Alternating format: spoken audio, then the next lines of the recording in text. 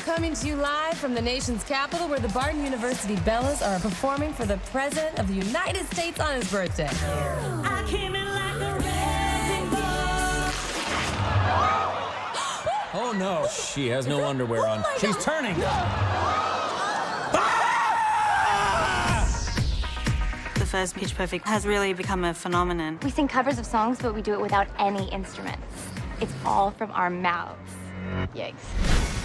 And now for Pitch Perfect 2, there's so much anticipation. Could be the ham in that man sandwich. Yeah, let's go! It's the same characters that you know and love, but everything is a lot bigger and crazier. At the start of Pitch Perfect 2, the Bellas are 3-time national champions. But we've gotten too big for our britches, and we get in trouble with the ICCAs. The Bellas are hereby suspended from competing at the collegiate level. I will do whoever it takes in order for us to get back to the top. I mean, whatever it takes. Yeah, I'll do that too. It's been months, and we're still getting hate mail. And after being disgraced, we have to find our way back to glory. If we win the Worlds, will you reinstate us? No American team has ever won. That's because they hate us. The whole world. The whole world hates us.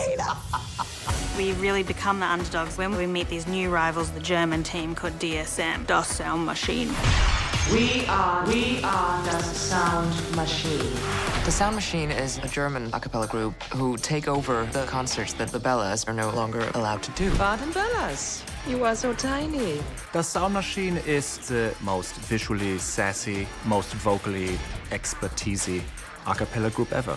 Never trust a big button smile, that girl is poison. Here we go, yo. Here we go, yo. So what's the scenario? They're so good. They're dancers. They're dancers, and they're incredible, and it's so much fun to watch them.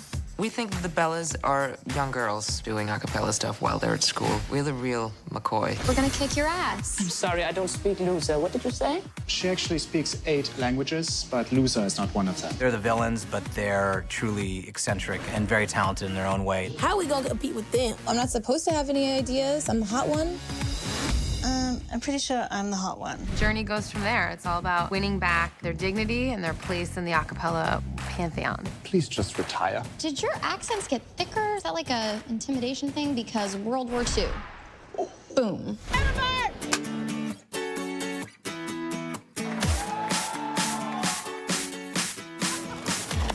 Sequels just allow us to spend a little more time with characters that people love. And we've tried to make room for as many of the fan favorites as we could. I'm so happy to see everyone and get the gang back together, you know? Any first day jitters? No, I'm just gonna be moody and distant. Artists love that. I know I love that. Becca is a senior now, and she gets an internship at this hot Atlanta recording studio, but is suddenly faced by the reality that she's no longer the star. Now she's just, another kid who's about to graduate college. Have you had a chance to check out those demos? Yeah, I did. This dead air between us is a good sign. Becca is distracted and thinking about the internship because she wants to be going on to bigger and better things. I would hate to think that singing covers in an a cappella group is all you can do. We do sell out music festivals, and that's sort of a big deal for Chloe. Maybe it's time to think about other stuff. What other stuff? Unfortunately for Chloe, we've failed her 3 years in a row, so she's still a Barden Bella. Chloe's very scared to move on from that because she doesn't know what her life will be outside of the Bellas. This has been my family for 7 years. Yeah, because you're too scared to leave. Sack up, dude. Listen, I don't want you guys to fight. You're Becca and Chloe. Together, you're blowy, and everyone loves a good blowy. Bumper's back! Woo!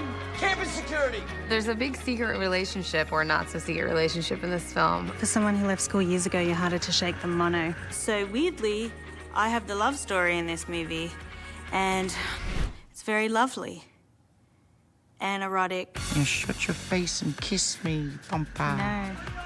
Bumper, please. Bumper and Fat Amy, there's some love and there's some lust there. Would you like to have sex later? No! Which will prevail? Tune in to find out. Oh, what's love got to do? Got to do with it. What's love but a second-hand emotion? Everyone is back, and we introduce 2 new Bellas. One is our character, Flo. I play Florencia Fuentes, a foreign exchange student from somewhere in South America. Leslie for tonight, yes! Yeah! And she is kind of like a dose of reality. I don't understand camping.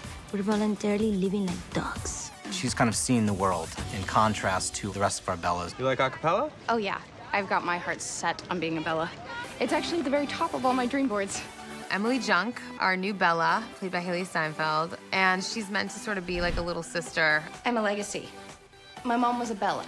This idea of legacy absolutely happens in the sorority world. Your mother is Catherine Junk? Who? Only the top bitch of the 1981 Bellas. So they take Emily kind of because they have to. She's new to college, kind of a little too eager to fit in, and she is just desperate to join the Barden Bellas. So I'm a new Bella. I think Hailee's just a great addition to the group because she's younger than us. We can be slack to her and like pay out on her. And it's like hilarious. We're about to do a full skills assessment. But the important thing is that we have fun, right? Legacy, don't take this the wrong way, but you're the dumbest person alive. Hailee's like an angel. She's an angel. She like real life says things like, oh my stars. Like I wanna like put her in a bowl and like eat her up with sprinkles on it. This is my first Bella performance, so yesterday was very, very exciting. She's on fire! Oh my God, the fire wasn't worth it! This is what happens when you send girls to college. Is it? John and Gail are back, commentating, saying really inappropriate things. But you know, Gail, there's nothing more natural than watching girls fail. Love it. There's nobody more of an expert on this story than Liz, and she's a great actress. You know what's funny about directing myself is I am my favorite actress, so it goes really easily. You excited, Gail? Hello, Let's Talk Acapella friends. Hey, folks, welcome to Talkapella. My goodness, I'm wearing a diaper under this gown. Oh, light me up right down in my dark place. Dive! Dive! Great, moving on. Liz Banks, this is her baby. This is her heart. She found the book and was the producer of the first one. And now in this one, she's the director. Awesome. She's the big boss now.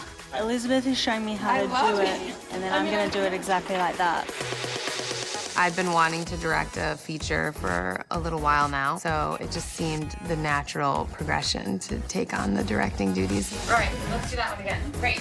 I tip my cap to Elizabeth. She's doing it and she's making it look easy. Cut! Perfect. Times like these, there's only one thing for us to do. We're going on a retreat.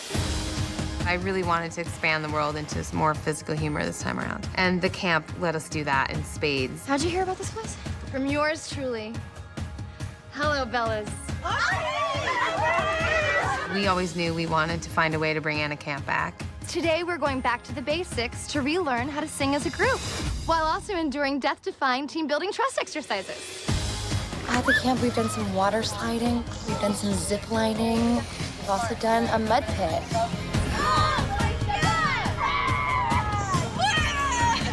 So they've been put through the ringer. I'm sort of proud of them. Basically, like, I felt like I was flying and also made of lead at the same time.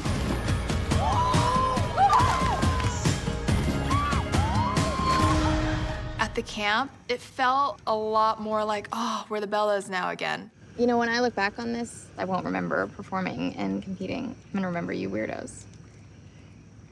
I got my ticket for the long way round. 2 bottles of whiskey for the way.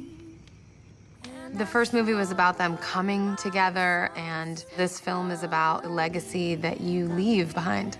Tomorrow, what do you say? Did we just find our sound? I think we did. And we're getting ready for the World Acapella Championships. Here we are in Denmark, obviously. It's a big, big stage. The biggest set that we have in Pitch Perfect 2. Tonight, groups from around the globe duke it out for the title of Aca World Champion. Bellas and DSM compete with each other at the World Championship of Acapella Singing to find out who's the best. The very first thing we did when we knew we wanted to represent multiple countries was go to a cappella groups that sing in different languages. Pen Masala, the Philharmonic. Pentatonics is there, many other really dope, excellent performers. Yeah. God. There's so many people. DSM, they're coming out here with a whole lot of energy. They're gonna drop, they're gonna turn, they're gonna spin, they're gonna set things on fire. The Bellas are coming next. They're gonna freak out. All the energy is like contagious, and we're all performing, and it's amazing. Ready? Ready? Let's do this! Where them girls at? Girls at? I was so moved the whole time we were making the Worlds, especially on the final night when more than 3,000 fans showed up to the extras. When we look into the audience and see how many people are there, it helps bring us together. Girls at, girls at.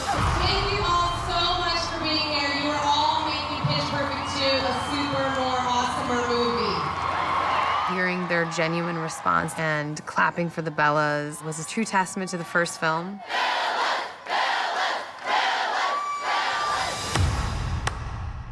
In this movie, the stakes are so much higher, and so the musical performances are just huger. Is that even a word? Who run the world? Girls! Who run this? It is bigger, it is international. It's really fun to just be back with these girls. Everybody just goes for it.